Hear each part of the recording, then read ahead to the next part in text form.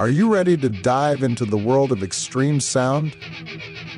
At thegallery.gr with daily news updates, concert coverage, exclusive interviews, and thousands of album reviews.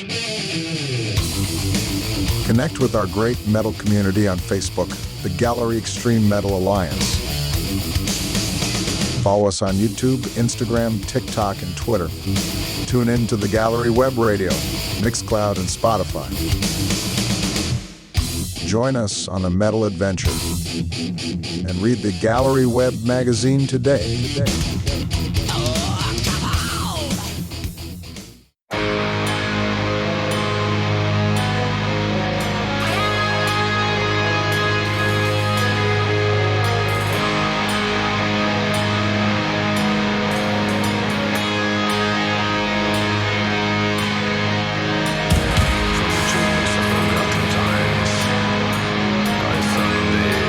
From thy sleep,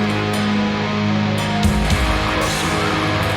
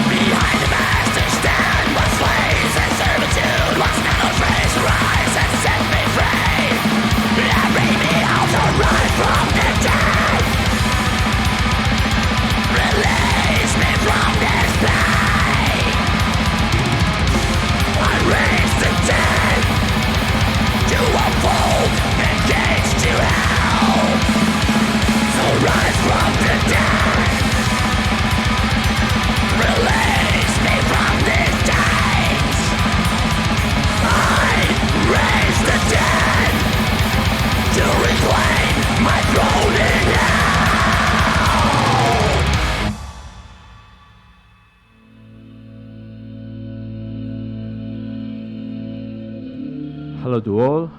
This is the 8th live show of the Gallery Metal Madness. This is Alexandros Soultatos, and on the other side is Yiannis Pousios. Hello, people. Today we have the honor to host one great musician from Sweden. The nickname is Heljarmadr. Am I correct? Yeah. And the real name is Andreas. Yes. So welcome, Andreas. Andreas is the singer of Dark Funeral and GRA. So on the occasion you played live, you had a live show in Athens previous Sunday. Yeah. And let's say that because of Andreas, the whole broadcast will be English spoken. In English, yeah. So excuse us for our English. It's Yeah. not our native language. Well, it's not mine either. I'm from Sweden, so we can So- do it in Swedish if you prefer, you know. Okay. We may kill some words, but okay. Yeah, well, Yeah.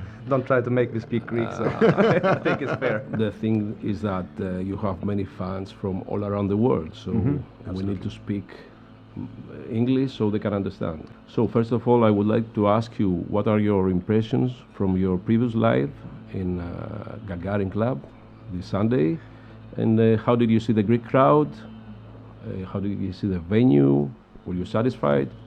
Yeah, it was the first time I played in Gagarin actually. I've done Temple before and I've done Kitaro. Okay, Kitaro Club. But yeah, Gagarin was nice. We've been really well taken care of by everyone involved. Production has been really good. We did a festival in France this Friday, and then we flew from France directly to Athens. Arrived by midnight the next day, and then was showed here. So we didn't have so much time to do so much else because of sound check and stuff, and we are also trying some new equipment. So we had to be basically at the venue a big chunk of the day. But doing a club show like this, it also allows a bit more time for preparation, and we can do a sound check before. You know, in festivals we're basically being thrown out on the stage. Okay. Without sound check, it's just a quick line check to see that there is sound and everything, but if it's good or not, it takes a song or two. That's why most bands actually sound pretty shit the first two songs, because there is no time for checking it. Yeah. And then the sound engineer becomes... Yeah, exactly, but he's also being thrown a puzzle and he has to make it in, you know, imagine getting a 1,000-piece puzzle and you have like 10 seconds to make it, you know. Yeah. Yeah. So we started this broadcast with Dark Funeral, and one of your most famous songs is called Unchain My Soul. You played it in Yeah. Gagarin, and it was great. I'm going to say that in this show, black metal will be the main topic. Even Yiannis Pousios, that is a death metaler, brought some black metal music with I him. brought a bit. However, he has something good to play now, a new release. A new release. It's the new Nile album, The Underworld Awaits Us All. It was released on the 23rd of August. It's their 10th album. What's your opinion about this album? The more I listen to it, the better it gets.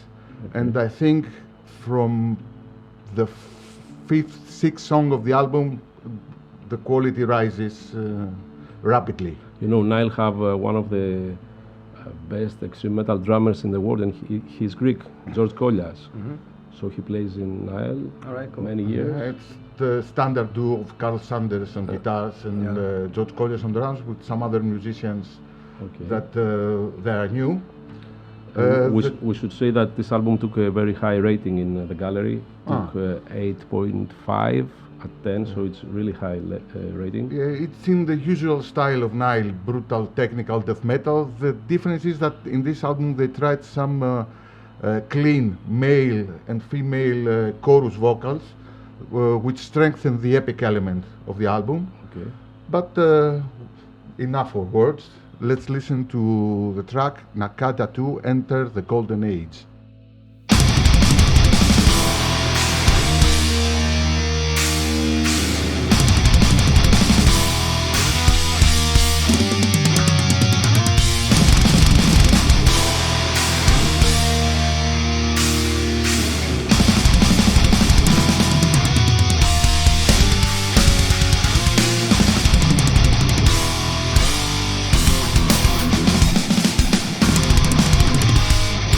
Yeah.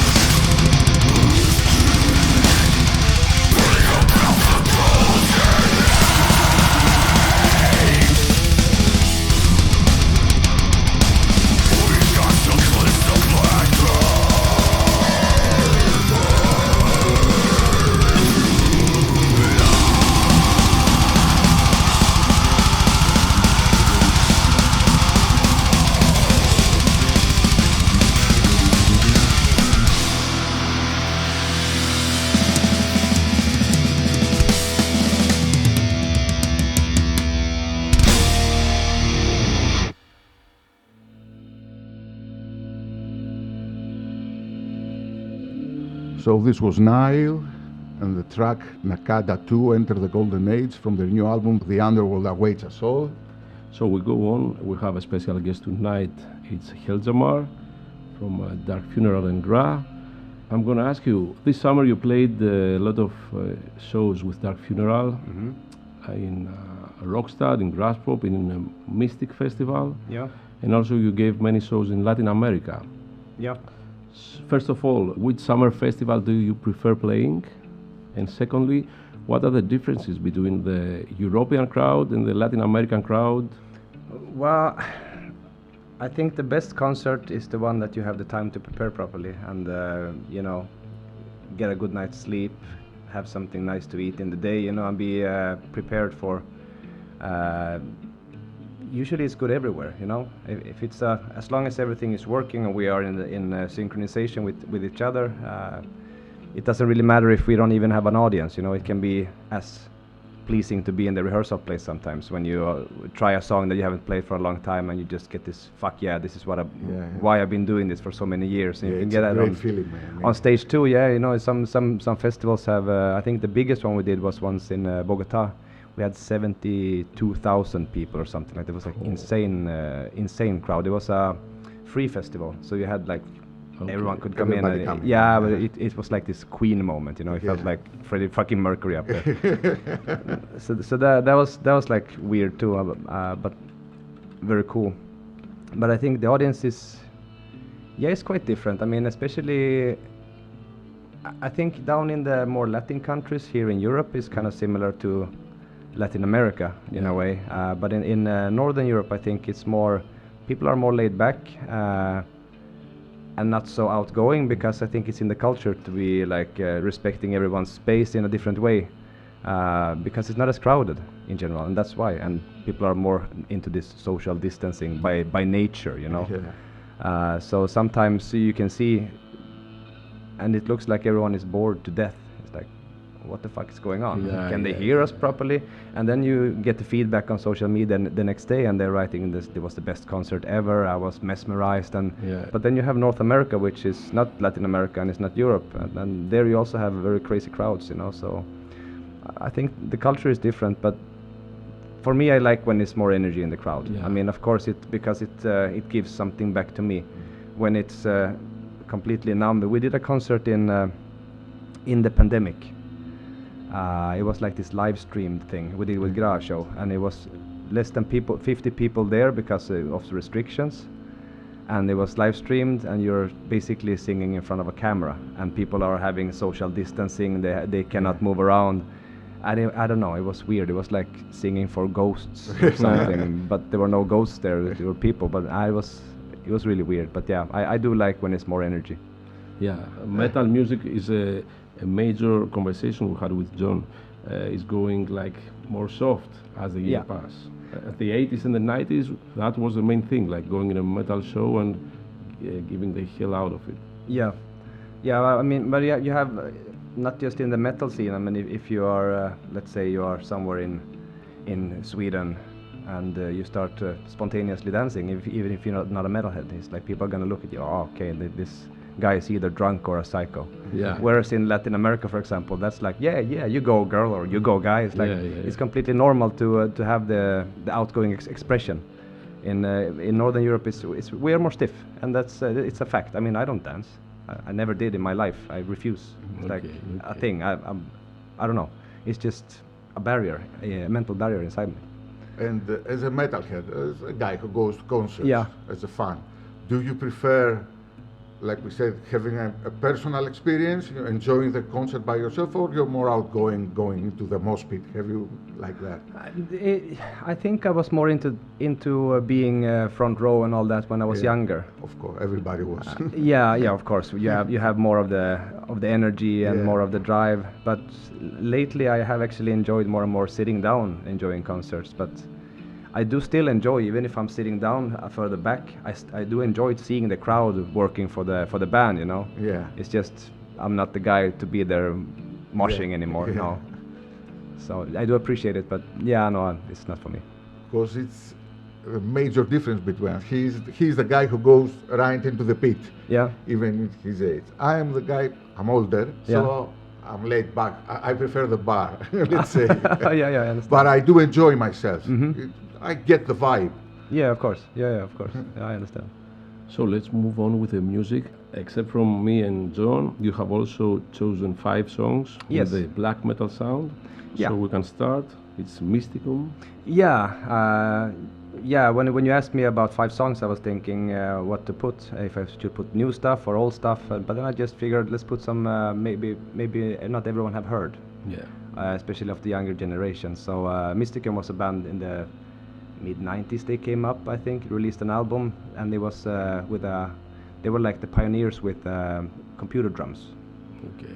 And as the legend goes, they said that real drummers are too not static enough. So it's like kind of techno black metal, and they were doing something completely new. And they were announcing the second album already back in '98, I think, but it took until 2014 before it was released. Yeah. So I picked a song from that one. It's called The Ether.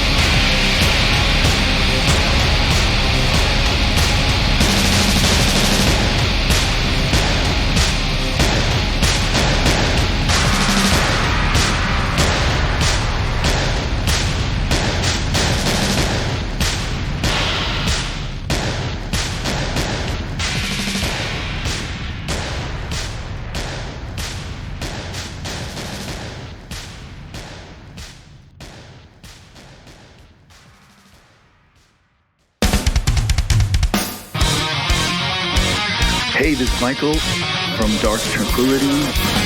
You know what? You guys should keep reading the gallery.gr. It's pretty fucking awesome.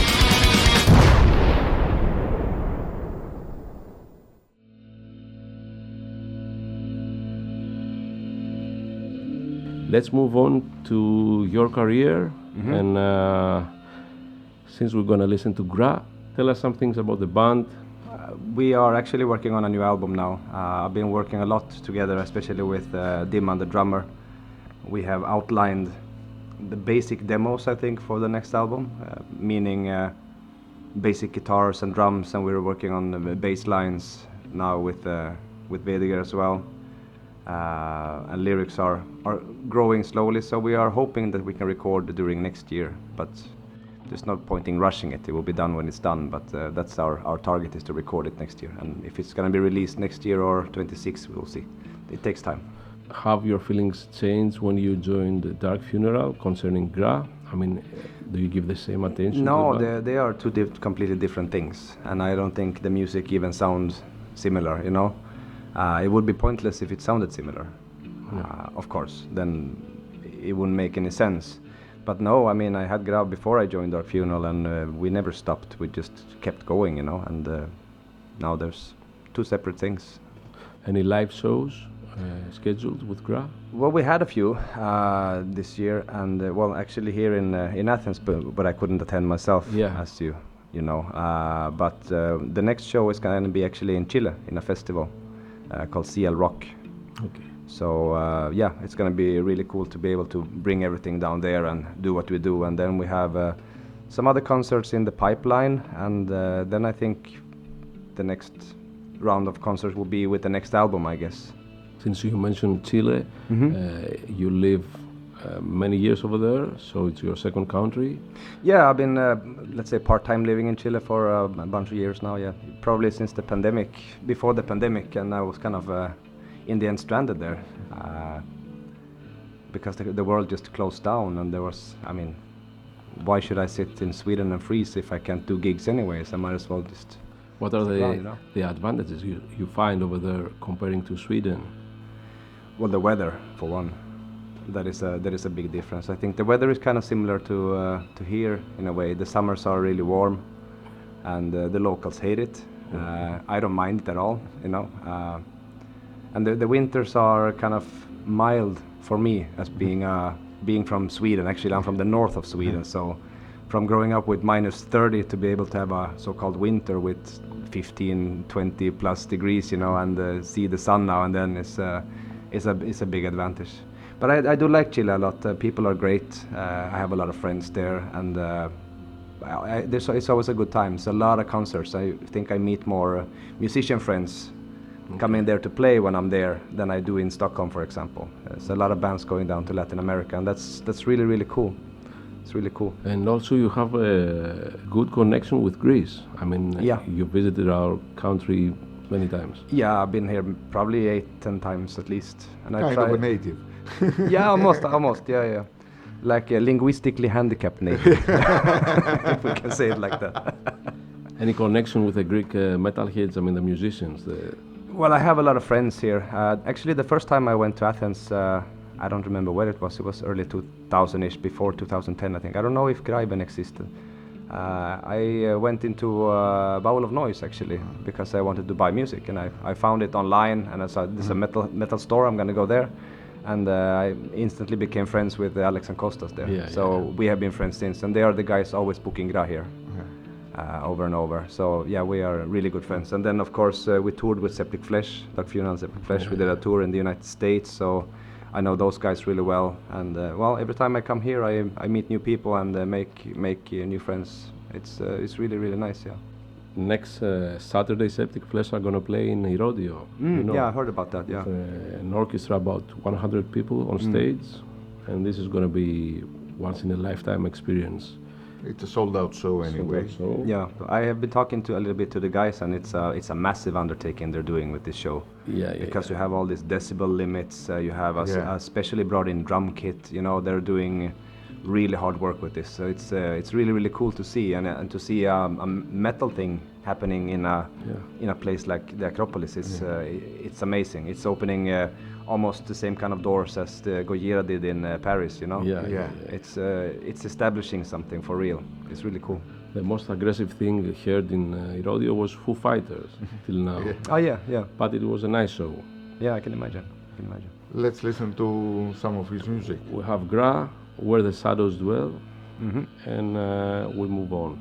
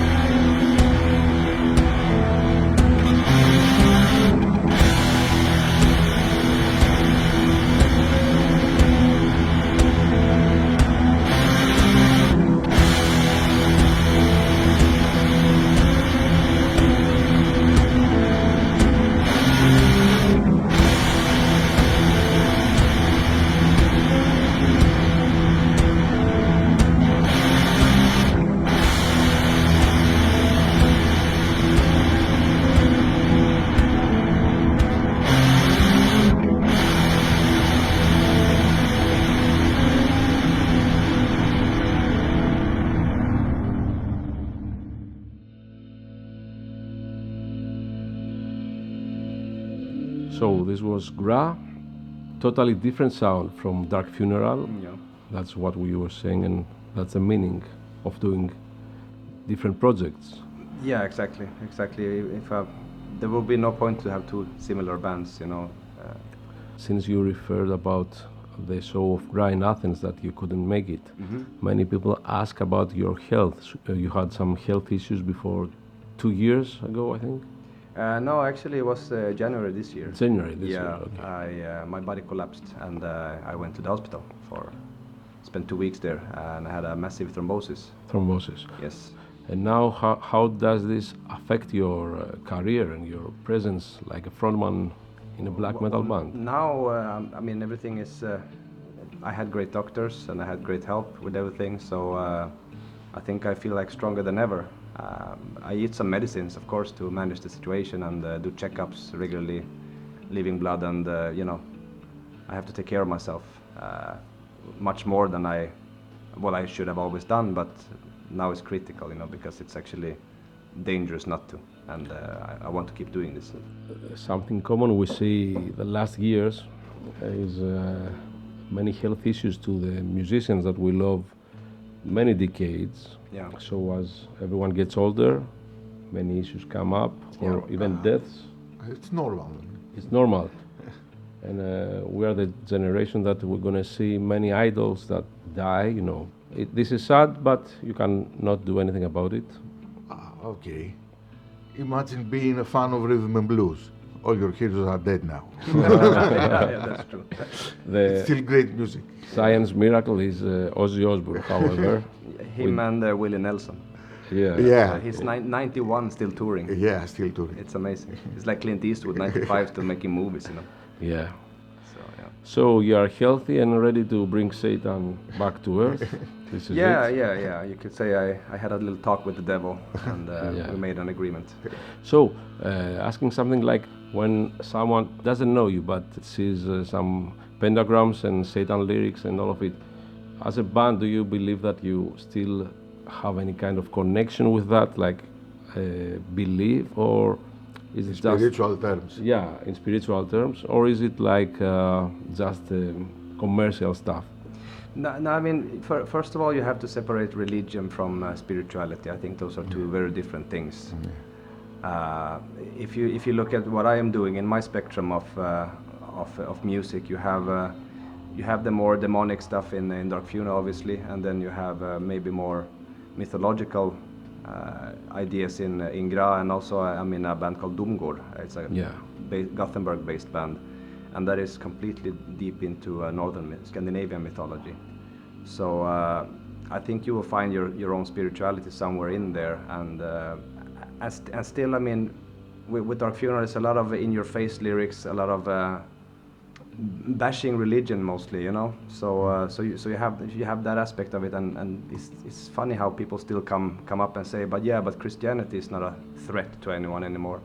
Well, give them a little finger, and your child will be with a priest somewhere, you know. Yeah. And I mean, look to a lot of countries that are doing this, going back in time, you know, and suppressing women, abortion rights and stuff. That's all religious mumbo jumbo, you know. Yeah. So I mean, it's still very relevant to provoke that motherfucker, you know. I think it's as relevant as ever. And they don't promote this. I mean, even if it's a bad thing, many channels or radios, they don't say anything about it. No. You can expect from the media to say anything about it. Yeah, because they want to be Anyway. the good. They're guys, all you on know. the same side. So here the religious institute is not separated from the state. Well, there you go. They There you depend go. on each other. So you still have imaginary Legally, friends. it's not. No. So yeah, it is relevant. Imaginary friends are still making Yeah, the yeah. rules for you. Yeah. Yeah. That's fucking crazy. Yeah. That's completely insane. You know. Yeah. What we can all agree on that is that we are all having a great fascination with darkness. You know. Yeah. Even it comes already from being a kid preferring horror movies over anything else, and being into back before the internet. I was browsing libraries for days after anything about occultism at all, you know. So I mean it's a deep interest there, but to put it into an ism is something that I don't really like, and I wouldn't say that when you start talking about these things, you start believing that you're telling truths to others, and I don't want to do that. I want everyone to find their own spiritual path. I'm not a religious person, but I am a very spiritual person. But those discussions I rather have in private with people, and you can make the personal references instead of taking it to a wider audience. Be a preacher, let's say. Exactly. So I mean, and all the lyrics are multi-layered. When I write a song, I have you have the cosmetics is one thing, and then you have the underlying layers. What do you really mean with this shit? It's for example, the song that we heard before, "Unchain My Soul," it's a song that I wrote as a tribute to my best friend that died a bunch of years ago. So it's like, if you read the lyrics and knowing that, it's completely different. But then you have this layer of demonology on top of it, if you will, and then you have a layer under it, and then you have the third layer, which is the deeper meaning into it. So I always encourage people to make up their own minds about their own interpretation. Yes, exactly. So for me, to point things out all the time is quite useless. And as you say, then I become just a preacher, and that's the exact thing that I don't want to be, and that's the thing that I hate myself. So cool. So let's move to the music. Yiannis has chosen something classic. Since we're in a black metal spirit, I chose Mayhem, but not the usual classic. I chose a track out of Grand Declaration of War. It's a good album. Personally, it's my favorite Mayhem album. They reinvented themselves in this album, according to my opinion. However, I really like the remix. Talking about remixes before, that was done in 2018 by Jamie Gomez Arellano, because it brought the power that was lacking to the original production. I completely agree, and the remix version is it's amazing. Yeah, it's more raw than the original. It's a record to lose your driver's license to. Absolutely. So, out of this album, we're going to listen to the track "To Daimonium Part 1. Eternity is not infinite temporal duration. Eternity is timelessness. You will face life as life presents itself, as life is in itself.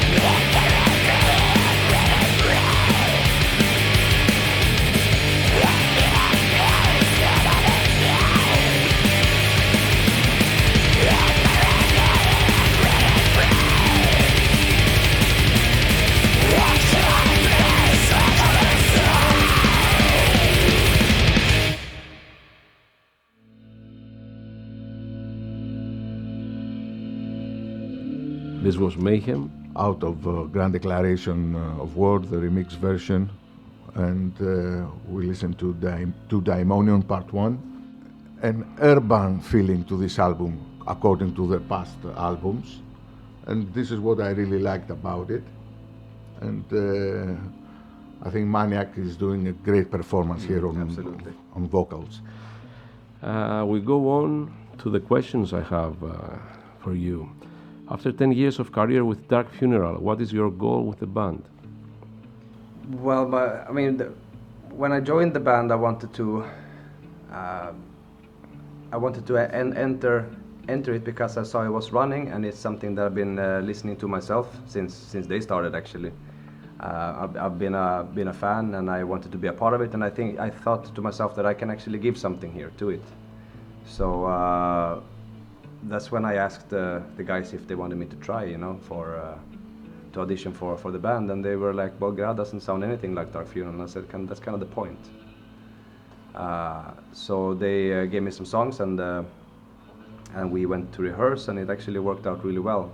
We were all surprised how good we sounded together, And they were doing the 20th anniversary show then. It was a massive show in Stockholm. I think they played almost 2 hours with a lot of old members coming in, doing session stuff. The original singer, Gort, came and did a couple of songs from the mini EP and all that.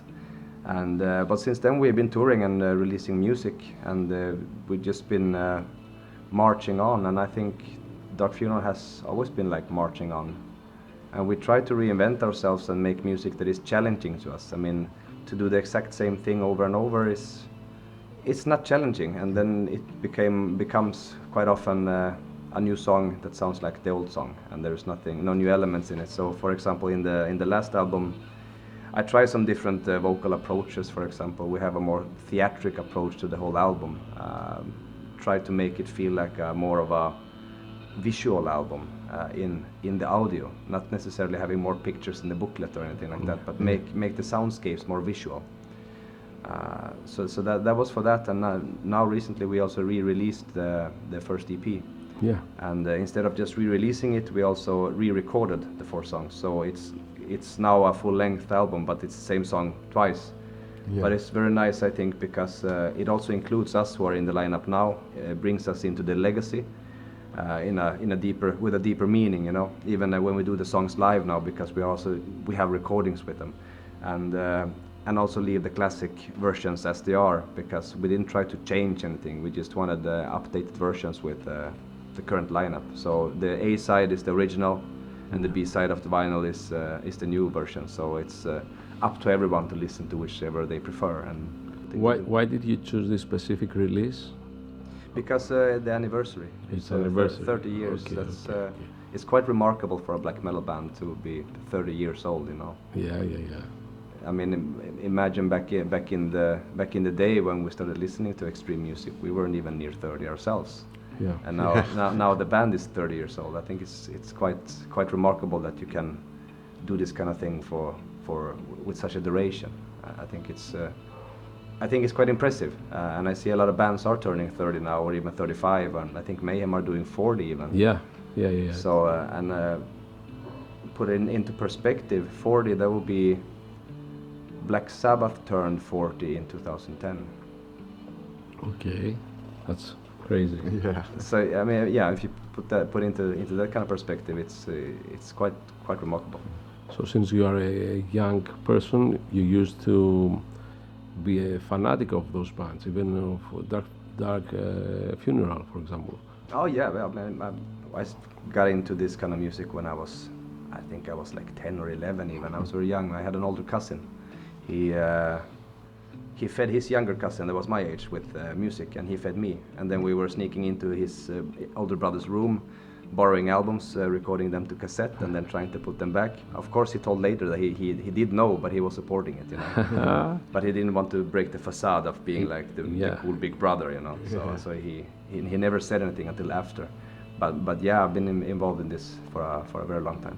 That's good. We have some metal news running, since you are a metalhead also. Before 2 days we had Slayer reunited and playing in Chicago. Oh yeah.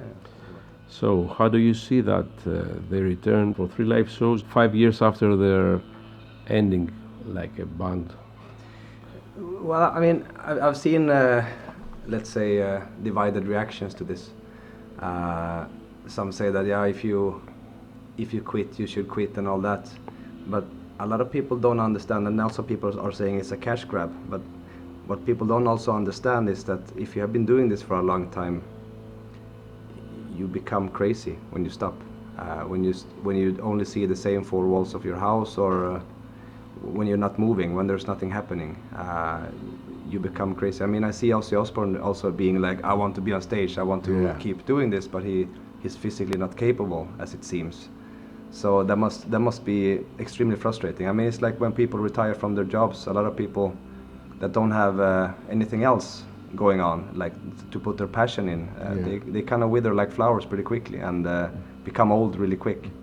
So I mean, if Slayer wants to play, let them fucking play. And as far as I've heard, it sounds really good too. It was great.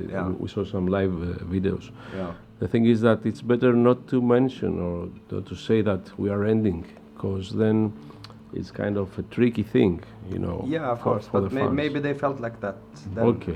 I mean, if they felt like it, then they wanted to move on. But I mean, I'm being the devil's advocate here. I'm just happy Slayer are back because I fucking love them. All of us. And anyway, saying that you are quitting is a way of saying don't expect too much from now on. I might do. I mean, I felt like this when they said they quit. Yeah. I felt like, okay, they're gonna do 1 or 2 one-off shows, not just keep on touring. People should not expect them to tour constantly. That's it, I think. Then, of course. But it's also fair, I think, to the crew that they have. I mean, Slayer is a big machine. Yeah. There's a lot of people involved in that. Yeah, families fed of out of this. And it's also fair to everyone to say that there will be nothing in a foreseeable time. You have to find other jobs, you know, instead of, I don't know if there's going to be a tour next year or not, and they're waiting for that, and maybe they keep themselves on hold, you know. It's better that they move on, and now that they are back, probably they called whoever was available to come back, of course. But yeah, if you're gonna make a hiatus like that for 5 years, it's been silent, I think. Yeah. So we need an album from Slayer. That's a fact. That would be cool. A new album. Absolutely. Okay, many news in the metal community. Every day we have some shit running. Like Metallica, for example, have announced a new tour in North America with Pantera, Limp Bizkit, I think, and many other bands. The thing is that we never see these tours in Greece, especially. Yeah. I know that the budget is really high, so if you need to bring them here, you have to pay a lot of money. Why you have to be certain that you can carry that? Yeah. In Greece, the thing is that people are kind of not so wide-minded, you know. For example, they listen fanatic to Iron Maiden, to Manowar. I think it's usually the same in every country. Big bands are big bands. Yeah. It's a different scale than what we call the metal scene. It's larger than life bands, Maiden or Metallica, something like this. So it's very common for more people to focus on these bands. Okay. So you said that you liked the Greek Hellenic black metal scene. So you've chosen Varathron for the next song. Do you want to say something for the band? Do you know the guys personally? Yeah, not so well. I've met them, really cool guys. And back to my story when I was a kid going into my older cousin's room. Varathron's first album was one of those, and he actually gave it to me later. His Majesty at the Swamp. So it's one of my early treasures. But we're gonna hear a song called Aram's Rain, and it's. I think that actually was released on some kind of split, or it's not on an album, but there's like this groove in the drums in that I really like. It's one of my favorite songs with them.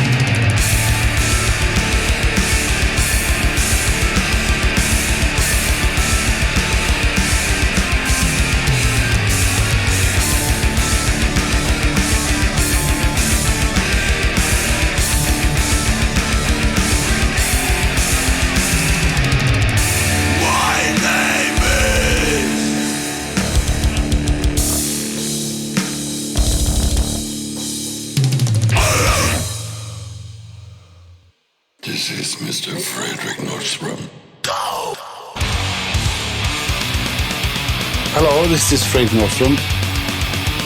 Keep reading thegallery.gr. That's where we play death metal. We are blind.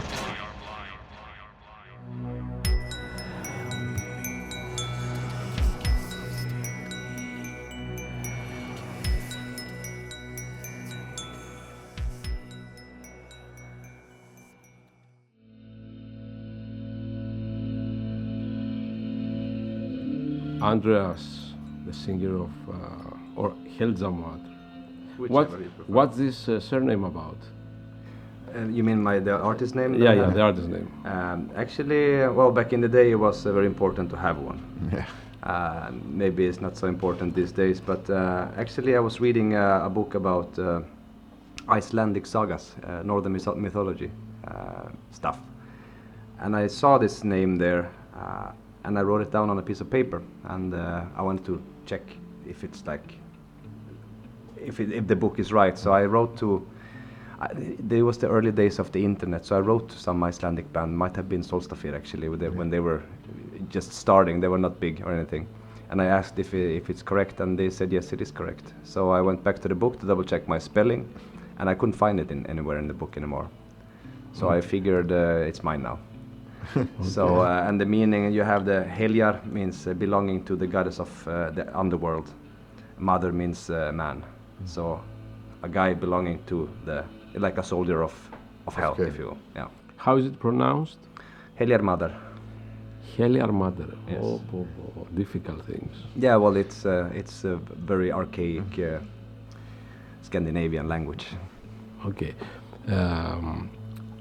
According to what we said, you're a fan of the Greek black metal scene. So, what are your favorite bands from our scene here? Which ones did you listen from when you were really young? Yeah, well, I think the most notorious bands that reached all the way up to Sweden were like Varatron, for example, Rotting Christ, and yeah, I would say those were the main ones that we got. Septic Flesh and those guys came later. I didn't listen to them back then. And well, right now my last favorite album that I hear from here is the new Kavir album. Kavir. That one was really, really good. I've chosen a song from that. We're gonna hear it afterwards. Oh, okay. Yeah, cool. So, except from metal music, what other kind of music do you listen to? Well, I listen to all kinds of shit.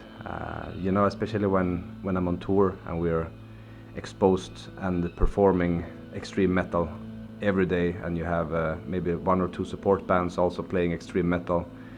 When I go to sleep in my bed in the bus, it's usually some old country or classic rock like Creedence or The Doors, maybe some Elvis, you know, something that is completely different. But I do like a lot of the old singer-songwriter country guys like Chris Christopherson or Johnny Cash, legendary of course. I like the storytelling, and also. The last album that I was blown away by was actually the new album from Nick Cave and the Bad Seeds. It's called Wild God. I just put it on, I didn't expect so much. His two last albums have been a bit low brow and dark for my taste, but this one just blew me away, and I find myself listening to it for 4 times in a row, and it's just, whoa, this is a fucking great album. The production is on point, and I like the storytelling. There is something happening in the lyrics too. It's not just chorus, verse, chorus, verse. There is actually something going on. There's long stories sometimes, like A Boy Named Sue. If you know that one by Johnny Cash. Johnny Cash, yeah. Yeah, I mean he was fantastic in writing stories and making songs out of them. And I think that comes also from old Irish folk music and our Scandinavian folk music as well, because it's a way to tell stories is to sing them, because it's easier to remember. And as we didn't write things down on paper, you have to find ways to remember them. So you write them in verse, or it can be like the Icelandic sagas I told you about. A lot of them are basically just name droppings, because he was the son of this, daughter of that. He fucked this princess over there, and you know, it's like it's all this put down in verse for it to be repeated, for it not to be forgotten by time. That was the old way of writing stuff before we had books, and then it was later written down by priests when we became Christianized.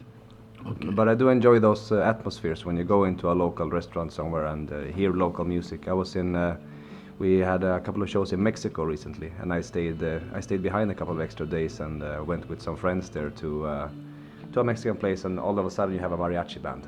Yeah. Playing, and they were asking, okay, you want to pay us to play a song or two for you? Fuck yeah. So you have 10-15 people playing there, and it's amazing. It was an incredible experience. It's not something that I would put on myself at home so much, but yeah, I do appreciate music, and I do appreciate getting input from different things, you know.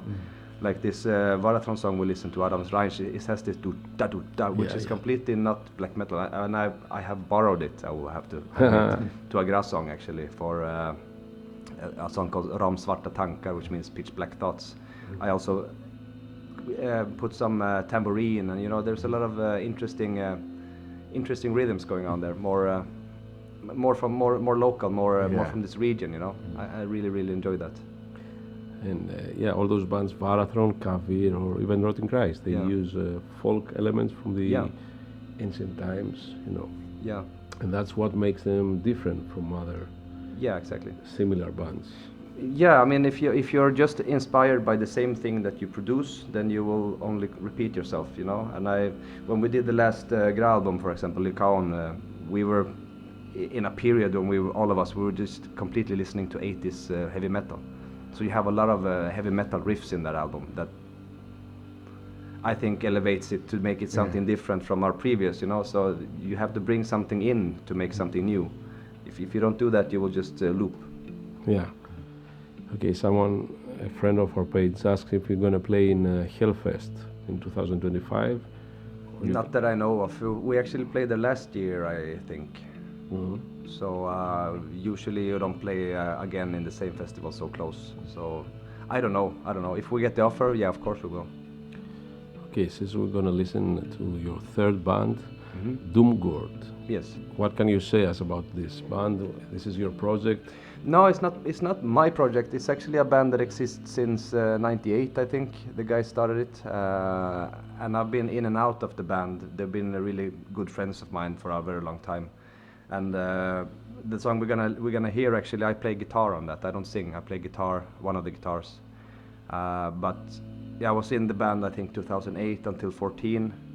And then I rejoined a couple of years ago because their singer, he quit the band and they were standing without, so I asked if he wanted me to rejoin, and we all thought it was a brilliant idea. So we're gonna listen to an old song, but there are actually 2 new ones on YouTube only. Okay. So if you... Are there any plans for a new album or something? We are looking for a record label. That's the thing. We are working on a new album, and we have some other things also in the pipeline, but we are looking for interested record labels to give us decent proposals so we can make the album. So Domgard, and it's better if you say the name of the song. Yeah, we're gonna listen to a song called Nidhöger.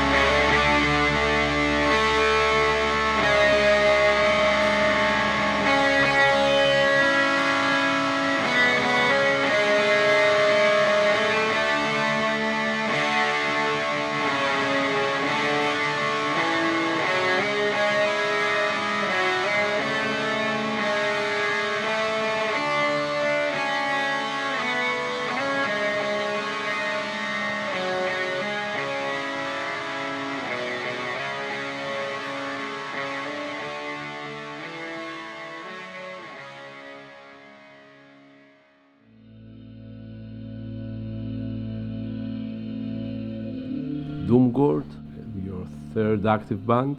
Yep. Andreas or Heljarmadr, I cannot say this. Whichever you prefer is He's fine. in Athens, Greece. He is a guest in the gallery Metal Madness, in the radio show we have every Tuesday, 10 to midnight Greek time. So, talking about black metal, since we're doing a black metal special, let's say, Yeah. The question is, are we talking about a music genre or something that it is holy and should not be, polluted by external influences and stuff, as the purist fans say? Yeah. What's your opinion on this? I think that a lot of people forget that everything comes from something, and back in the day I remember, reading reviews in magazines back in the 90s, fanzines, not magazines really, fanzines. An album would get a bad review if it wasn't original. Yeah. It was like, yeah, this is quite good, but it sounds like everything else. Yeah, this is quite okay, but there's no originality. It sounds like this or that and that. So that used to be a bad thing, and now it's kind of turned over to become something that is conservative, which I think is insanity. Yeah. And I remember in the late 90s when a lot of bands started to move in different ways. Well, we listened to Mayhem, Grand Declaration of War. That album got so much shit when it came, because people didn't understand it. They couldn't put it in their framework. But the thing, for me, personally, I think that when you start putting frames, that's when you're closing yourself in, you're painting yourself in a corner. And if you want, I think it's Fenris who said that, I would eat like this brown, dark bread every day, and Dimmu Borgir is like the cake or something. But sometimes you want some fucking cake, Yeah. And, it's, I do enjoy, like, one of the best albums I heard in a long time, it came out last year, is the new Dödhemsgard album. Yeah. That album is pure magic, and it breaks all the rules, and that's why it is so magical, because it breaks everything. It breaks the norm. It doesn't sound, you cannot compare it with anything, and I think that for me is the essence of black metal, because it was always about evolution, because it was an anti-movement against this death metal bands that all sounds the same, so we have to do something by ourselves. And if you look at the old bands, I mean, for example, Enslaved, well, you can argue if it's black or Viking or whatever, Or progressive metal. but I mean, that stuff was in their music from the start, and when you hear it now, when you go back and listen to it, you can hear that these guys really liked Pink Floyd when they were young, or their fathers did, and you have external influences. I think it's very important, and I think that is the only way to make really, really good albums, by actually maybe putting your foot outside the square, and be a bit brave and gutsy. And if it doesn't work, there are a lot of cases where it didn't work, where it sounds like shit, and the result is garbage. And I don't know if the concept is here, but I read somewhere like the Matrix era of black metal is when everyone was dressed like Neo with his smart sunglasses and whatnot. So I mean, there's been some mistakes made as well. Yeah.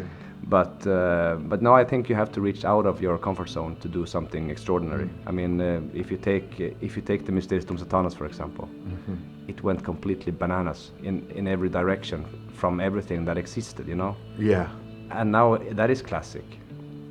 So you have to break it. It's a heavy metal classic now, not just a black metal classic. Even that. It's a metal classic overall. Yeah. Because it broke the rules and fucked the boundaries, and just did something unique. Okay, many people ask, are we going to wait something from Domgard? And you said that you are searching for a new label. Yeah, we are. We have two new songs out actually on YouTube. On YouTube, okay. Yes, they are. If you search for Domgard, you should get it up. It's a big picture of a volcano. Okay. New ones. Yeah, the new songs. So listen to those. And we are working on an album. Okay. But we don't have a label right now. So if any label people are interested, please get in contact. There are also some Greek labels that are growing up. Yeah. So if you listen to the band and you like it, give us a shout. Another question is, which element do you believe that that makes the difference between the Swedish black metal and the Norwegian black metal? Is it the music culture or the culture of a country? But I think it kind of, a lot of these things have blended together since the 90s. So you have to almost be specific in time. I think in the 90s, back in the 90s, there was more difference than it is now, in a way, because you have a lot of bands, Swedish and Norwegian. We have a similar language. There's a lot of bands singing in native languages. We are sharing. The Norwegian bands come to Sweden to record in Swedish studios and vice versa, and we mix even members, you know. So I think as the world has become smaller with the internet, I think those differences are smaller. Okay. Actually. How has internet affected your career and your personality as a musician? Is it for bad? Is it for good? I think it's for good. I mean, mainly, of course, if you take it to the next step, yeah, the streaming and the downloading and all that crap. But put that aside, you still have to produce good music to reach anywhere, and I think you have a bigger opportunity to reach something now, and you can search for new music. You can find a lot of things way easier than, I mean, back in the day you would actually have someone that you know that owns an album that you can go and steal from him and and record on a cassette tape with reduced sound quality, and it was a charm in that, and it was a charm also in tape trading, but it was also kind of gatekeeping in a way, because if you knew the right people and all those things, that also reduces the importance of quality. If you know the right people, if that is more important than the quality of the music and how you reach and stuff, I think it's a little bit more fair game today, because if you have something to offer, it will take on one way or another if you are persistent with it. But back in the days, major income of yours was from the sellings of the CDs or vinyls. Now this is a very minimum income for it, and I think that it's kind of worse because the downloading is massive from all people. Yeah, but on the other hand, concerts are more important than ever. Okay. You know, and it has just changed. I mean, I don't think it's more different than when you start bringing machines into a factory, or having computers helping with surgery. You know, it's a tool, and it's up to you how to use it. I mean, if you want to be old school and don't watch the internet, then nobody's going to stop you, you know. Yeah. You will probably miss a lot of concerts because nobody will tell you, and you will not see the posters anymore because nobody will glue them on a stick, you know. Yeah. But that is the main difference, and I mean now this is also a very sensitive topic, but this AI in artwork and stuff like that, it's also something that we have had in the music business for a long time. We have the, you know, drum replacement. We have all the studio stuff that helps with making records. There's so many things that people don't even realize. They don't even realize it exists because they are only seeing the final product sometimes. Yeah. So I'm definitely not against technology. I think that if you are true to yourself and what you do, that is the most important thing. And if you in the end cannot feed yourself with it, then you have to take another job. You know, it's the way things are. It's the reality. Yeah. And I mean, it's easy to say it was so much better before, but in the end, if you had a band back in the day, you still have to know the right people to be in get in touch with the promoters, and if they don't like you, then you will not play shows. But it's a simple fact, you know. You can be as good as you want. So nothing has changed, but everything changes all the time. As you said, for AI, what is your prediction about the outcome in the near future with that? Are we going to find bands like writing music through AI and sell it like it's theirs? Probably, but if they don't have anything to back it up with, it doesn't matter, you know. If a computer make music that I think is the best thing I've ever heard, what's the fucking problem, you know? Then it's just amazing, you know. I don't see the problem that it necessarily have to be a human, and then there's this copyright thing also, that it's stealing from other artists, but I'm also inspired. I just confessed that I was stealing a bit from Varatron, you know. Yeah. So sue me, you know. Okay. I mean, but in the end, it's a tool. It's a tool amongst many other tools, and I think also a lot of artists will have to figure out how to keep going, just like we musicians have been doing for ages, you know. Okay. So Hellenic metal scene, black metal scene. Yeah, talking about that, I have a Greek band to listen to. They're called Hail Spirit Noir. They kind of mix black metal with prog and psych rock. They come from Thessaloniki, and on the 28th of June, they released the 6th album called Fossil Gardens, sorry. And I think they have an interesting approach to the whole thing. You'll be the judges now. Let's listen to the song The Blue Dot.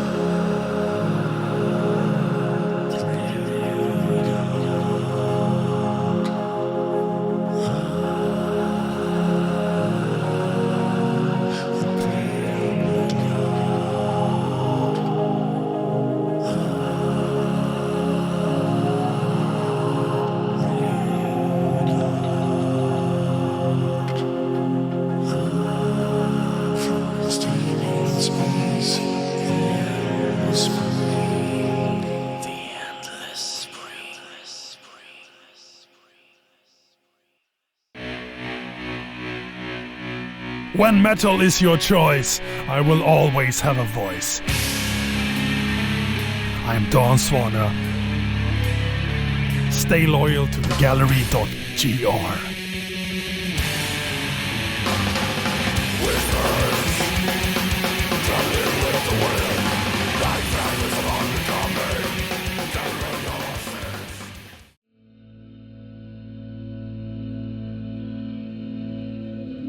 So this was Hail Spirit Noir and the Blue Dot.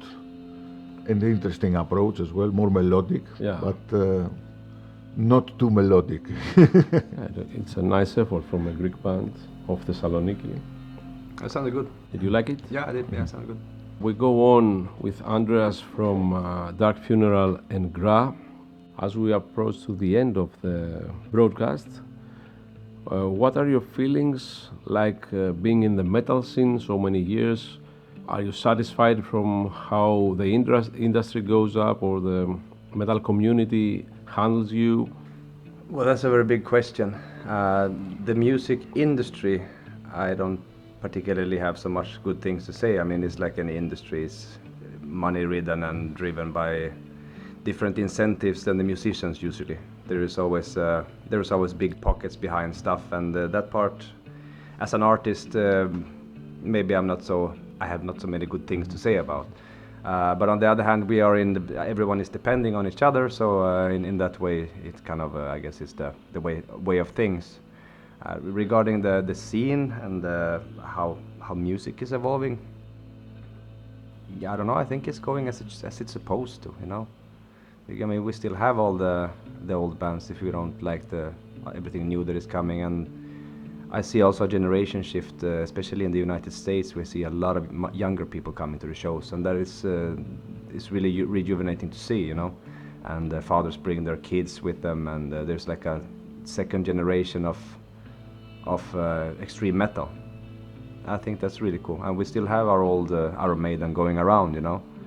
And Judas Priest and Mayday continue to do so for many more years, as they are all still being very good. Can you mention any band that stands out nowadays? I mean, any new band that you like and you feel really that... like? I don't have the time to explore as much as I would like to.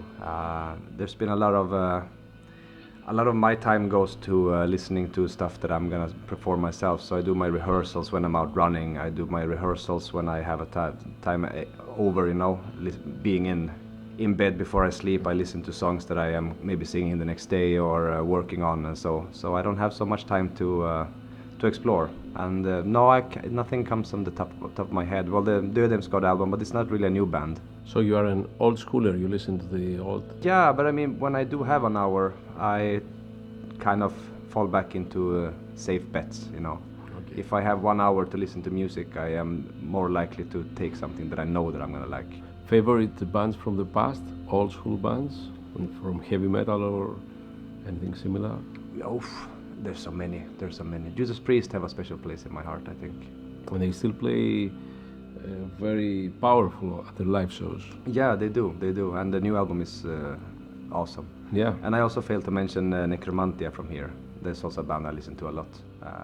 With Magus. Yes, exactly. But they still, I think they do not exist anymore. No, they don't. No. Sadly, as one of the members passed away. Yeah. But the Magus has his own band, you know. Yeah. Have you heard the Visodomondas, the latest album? I actually met him in November when I was here last time, and he gave me a copy of the album, and I really like it. Yeah. I think he was doing it a bit together with George from Lucifer's Child, if I'm not mistaken, in his studio there. He was singing in Euphoria also, you know, in the first album. Oh yes, exactly. I will expand on my previous question. How do you see bands like Death Heaven? You know, the American band? I only know them by name. Yeah, they incorporate black metal elements, okay, shoegaze and stuff. I mean, the trend of, you know, black metal is like a musical expression that has approached other styles of music. Yeah. That people that do not identify themselves as metalheads per se. All right. How do you view this? What's your opinion on this? Approaching audiences that you know, couldn't exist in the past. Well, I think Ariman put it very good. We were doing an interview together once, and they were asking him about contemporary bands. And he somewhat said that it doesn't really matter what I think because it's not aimed for me. It's music for the next generation to judge and to make them the heroes, and whatever influence our style of music might have had to them is. I mean, I would hope that Jim Morrison doesn't hate me for incorporating the Doors stuff into black metal, you know. So in that way, why should I be a gatekeeper in if someone wants to take some elements, let them do that, because I mean, we all in the end we control our own playlist, and now we have headphones too, you know. So we don't have to listen to each other's choices anymore. Some people ask about Dark Funeral. When should we expect a new album? We are working on it. We did this re-recording of the EP in between, but we have a lot of songs starting. Well, Dark Funeral is a very slow machine, and it takes time, and I write the lyrics and Arman writes the music. That's how it's been since I joined the band. So I have a lot of ideas that he sent me that I am also trying to see what feeling I can get for lyrical content, and so we are working on it. But I wouldn't expect an album next year now. Okay. So we have time for 2 more songs. The next one is your choice. It's Abigor. What would you like to say about the band? Well, as said, I wanted to introduce some alternative old bands to maybe a younger audience, if there is one listening. Abigor is an Austrian band that I've liked since forever. They always had also this outside of the box way of playing, and sadly the guitarist passed away recently.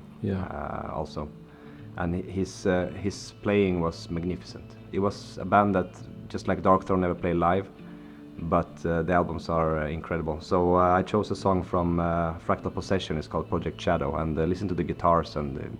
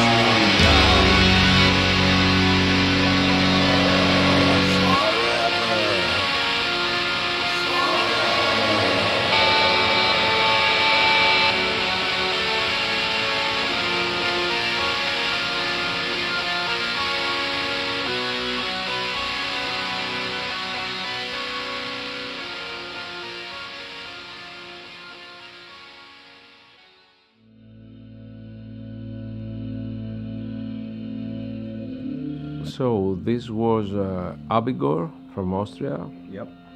It was your choice. It was the song Project Shadow. So, I really love this album. Fractal Possession is the album.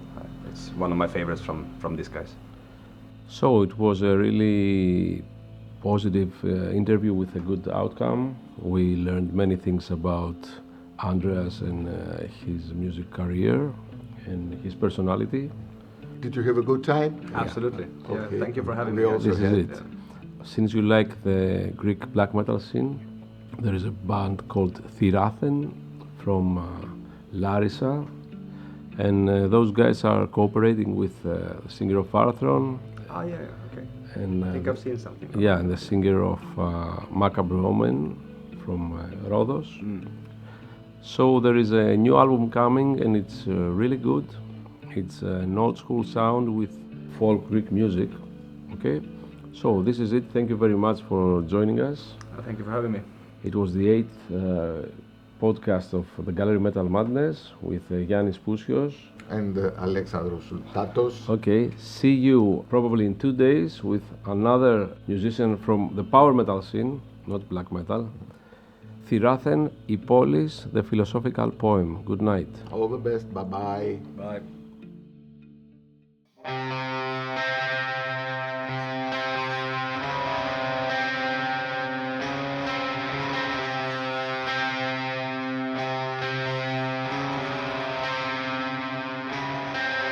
Warning.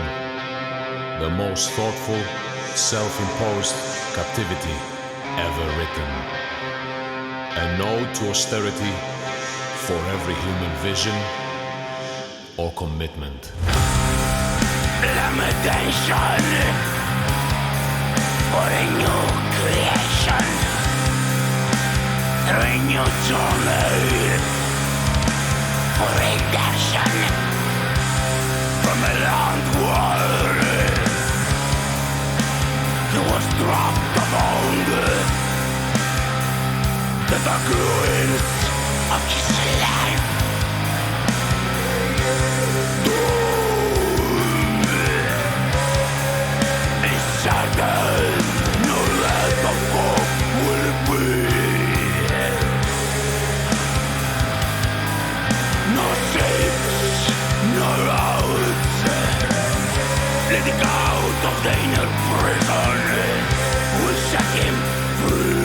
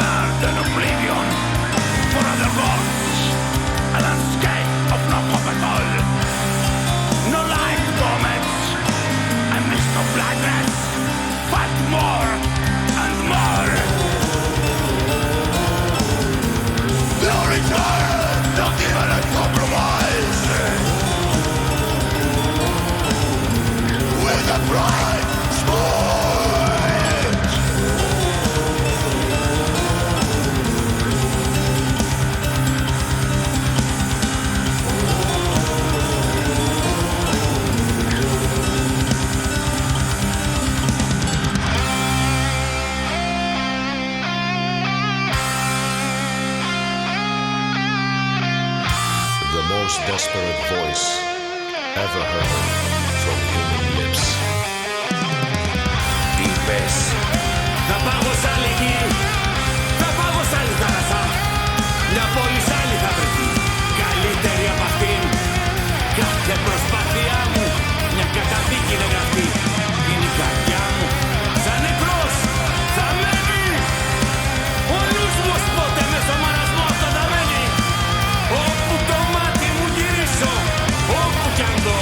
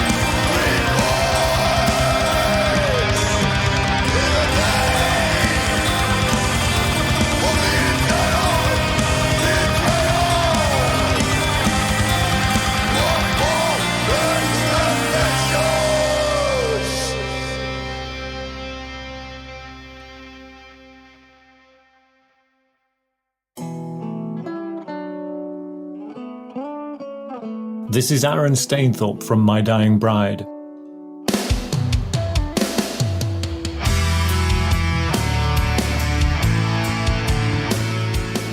The Ghost of Orion looks for you at The Gallery Web Radio.